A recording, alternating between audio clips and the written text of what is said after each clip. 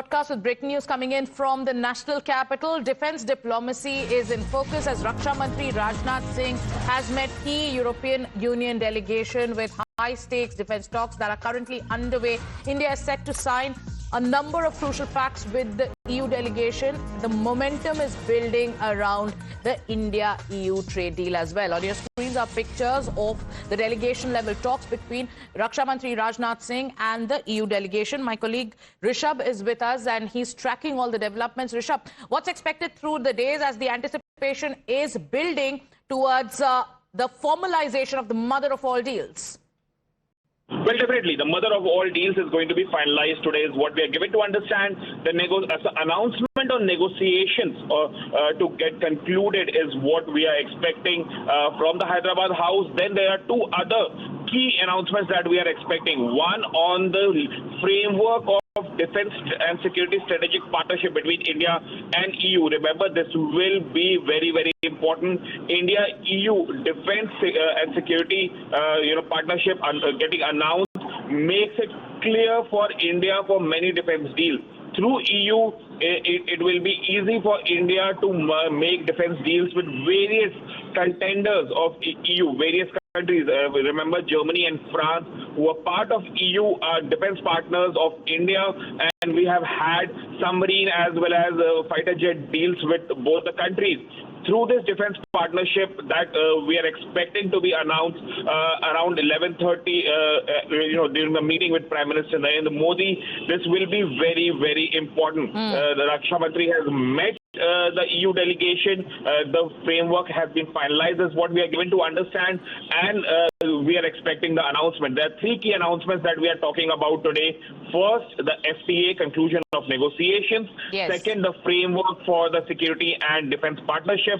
And the third, framework for the facilitation of mobility pact between India and EU. So these three important announcements are expected from Hyderabad House once the press statements happen. Absolutely. Thank you, Rishabh, for getting us all those details. And we'll keep coming back to you to get a full lowdown on what's expected through the days. We're also, viewers, building up to what both sides are calling the mother of all deals. Now, viewers, India and the European Union are this close to closing a comprehensive free trade agreement pact. Now, this is a deal so large in size, in scope and impact that both sides are describing it, like we've been telling you, as the mother of all deals.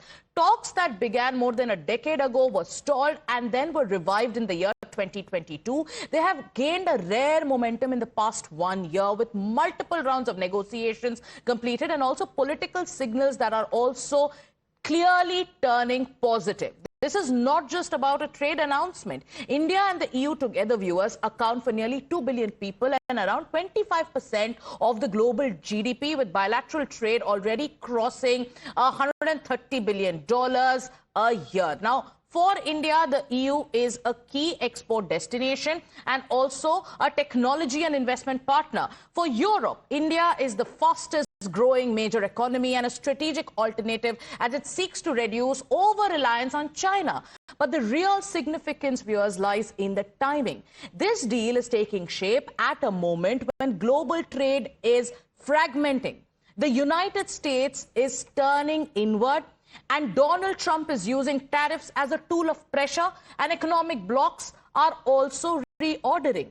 In this context, the India-EU agreement is more than, market access. It is also about building a stable, long-term trade corridor between two democratic economies, and also it is also about what both want, that is diversification and also strategic autonomy. My colleague Hina is with us. Hina, for viewers joining us on this broadcast, explain to us why this deal is being called the mother of all deals. What does it mean for both India and the European Union?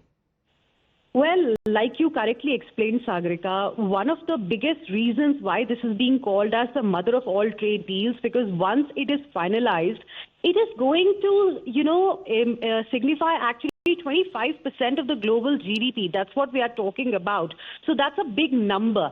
Apart from that, when India and EU come together, world's largest democracies are joining hands, and the timing is extremely critical because, Donald Trump, the U.S. president, is watching every move very, very carefully. And in fact, like you said, that, talks were halted for quite some time because the talks began many, many years ago, but they were halted in between. And we should thank U.S. president for actually giving us an opportunity to expedite the talks between India and EU, because after it is finalized, it gives India bargaining chip. It gives India extra bargaining power when it comes to, talking to the United States of America for a possible trade deal. And why it is also important, because, in this case, in the free trade agreement talks, what we have learned from sources is that we are not compromising on our agriculture sector, which is a big sticky point as far as India-US trade